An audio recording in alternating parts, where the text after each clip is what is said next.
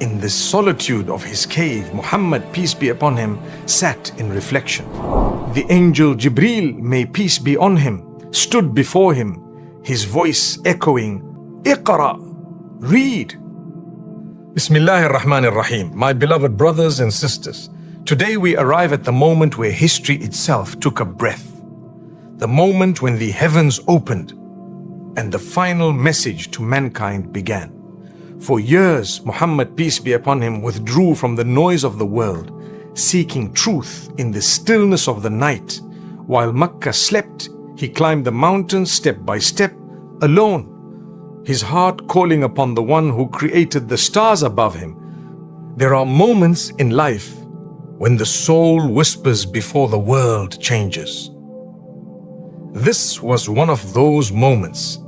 The desert was silent, the cave was still, and the world did not know that mercy was about to descend. Tonight, we enter the cave of Hira, the place where fear met comfort, where trembling met reassurance, where the voice of the angel touched the heart of the beloved. This is the moment when the first word was spoken to humanity once more. Iqra.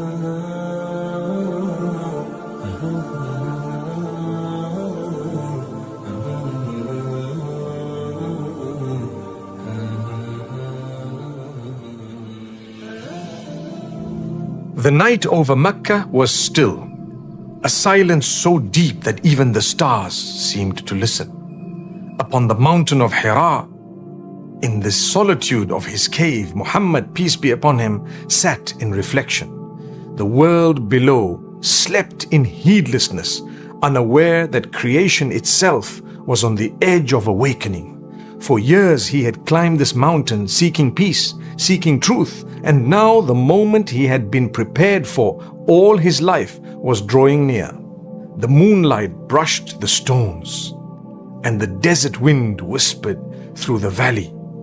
His heart was at rest, yet something unseen approached. Then, suddenly, a presence filled the cave, unlike anything he had ever felt before. It was neither shadow nor light, but something greater, enveloping him.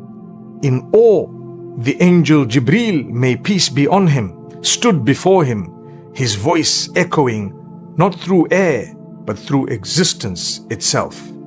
Iqra, read. The words struck the stillness like thunder. Muhammad, peace be upon him, trembled, his breath caught between fear and confusion. I cannot read, he said. The angel embraced him, firm but not cruel, until the command filled every fiber of his being. Again, Iqra, read. He gasped, his heart racing. I'm not one who reads. The embrace came once more. The mountain itself seemed to hold its breath. Then, for the third time, the voice filled the universe.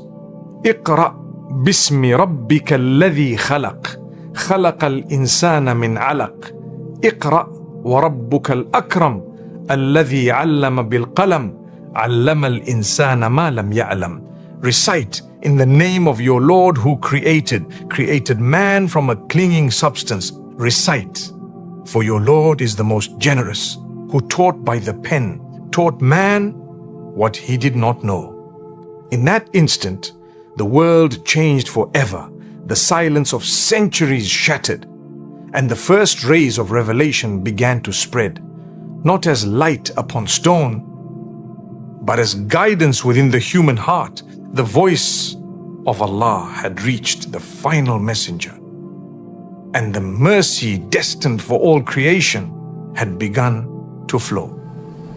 Trembling, Muhammad, peace be upon him, descended the mountain.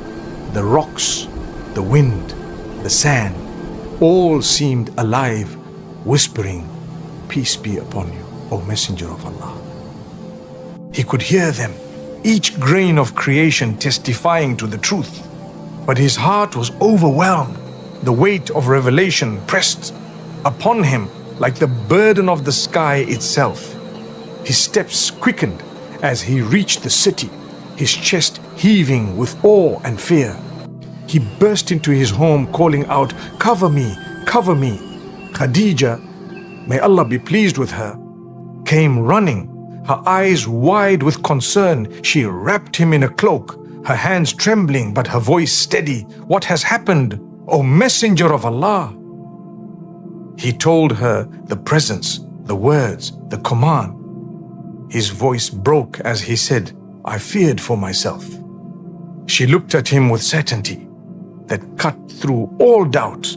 By Allah, she said, Allah will never disgrace you. You keep the ties of kinship, you bear the burden of the weak, you honor the guests, you help those in need. Allah would never abandon one such as you. Her words calmed the storm within him. When he rested, she took his hand and said, Come, we will go to my cousin Waraqa bin Nawfal. Waraqa was an old and blind man who had studied the scriptures of the earlier prophets. When he heard the story, his eyes filled with tears. This is the same angel, he said softly, that came to Moses, may peace be on him. You, O Muhammad, are the prophet of this nation. The room fell silent. A breeze moved through curtains, as if the world itself bowed in recognition. The revelation had begun. The mercy that would reach every nation, every heart, every soul that sought truth. Days passed in stillness. The cave of Hira stood silent once more, but its stones had become witnesses. The heavens had opened. And though revelation paused for a short